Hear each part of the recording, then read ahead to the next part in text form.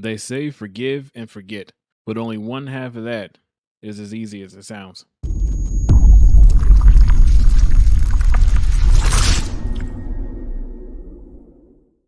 Welcome to Unifier TV, where truth has no fear. This art of forgiveness, and it's something that we definitely need to learn how to do more often. They say forgive and forget. Yeah, only half of that is actually as easy as it sounds. Now, for some people, it's easier to forgive than it is to forget. For some people, it is easier to forget than it is to forgive. However, only one part of that has to happen. I don't agree with forgive and forget because if you forget, sometimes you're subject to that same thing happening again, whether it be by that same person or someone else. Forgiveness is necessary, though. It has to happen. I know it's hard. Trust me, if I were to tell you all the stories of the stuff that the people closest to me have done to me, you would probably suggest I go live on an island alone because I can never trust again. But I realized that those were individual incidents. Yes, it hurt because it happened with the people closest to me, but the devil was working through them.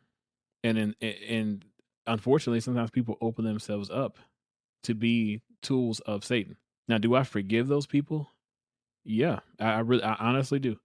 It took a long time. It took a really long time. But I realized that I was only holding myself back from the opportunities and the things that God wanted to do to me, through me, and with me by holding on to that pain. Because all it did was give me a cold shoulder, give me this chip on my shoulder, and have me with this really horrible, untrusting nature. And that was hard for me to let people in. What I do now, talking to a lot of you people, and the reach that I have is incredible. I hope that it grows. I desperately hope that hope that it grows, but this is something I could not have done a few years ago because of how I thought of myself. The fact that I felt like no one ever care what I had to say. I had that horrible self-image because I was holding on to that pain of what was told to me, how I was treated by people closest to me. I'm talking about my own mother, my brother. I have stories upon stories that I could just lay all out. However, it doesn't come with that same pain and conviction that it used to because I had to forgive them. No, they haven't completely owned up to 90% of everything they've done to me, but it doesn't matter. It doesn't matter. They don't have to own up to it. They know what they did as well as I do, but my growth is all that matters. Because once you bring it to that person's feet and say, "Look, this is what happened. This is how I felt all this time."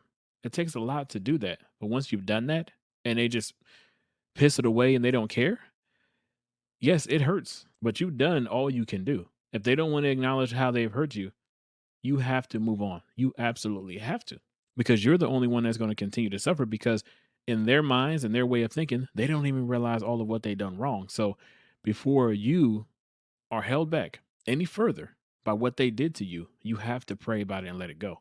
Let me tell you what I did a few years ago and it actually changed my life. If your prayers are strong and you trust in your faith, you trust in God, then you may not need to do this. But for me, in this particular area of faith, it wasn't as strong as my areas of faith where it comes to money and circumstances and things like that. I don't worry about those things. I know God's got it worked out, but in this particular area when it came to forgiveness and moving on and letting go of that pain, I had to do something physical.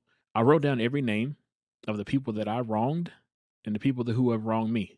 Every name that I could think of. Even if I didn't know the name, I would describe the person on paper.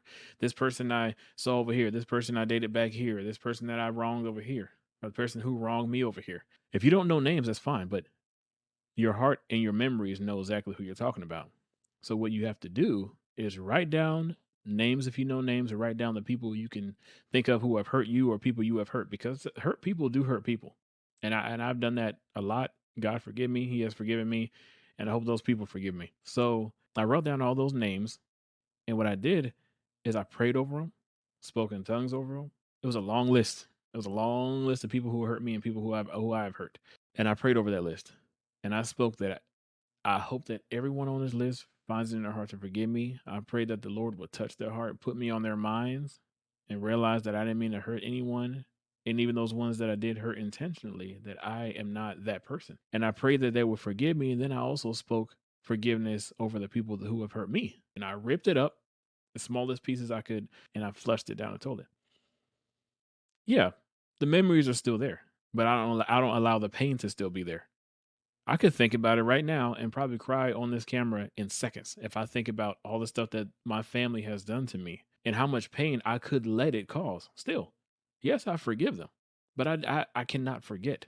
But another thing I cannot do is allow it to drag me down because of the pain that it would bring if I allow it to do so. So when I tell you that forgiveness is an art and it is necessary, it is. So don't let the selfishness of what someone has done to you continue to hinder your life and your progress because you deserve much better than that.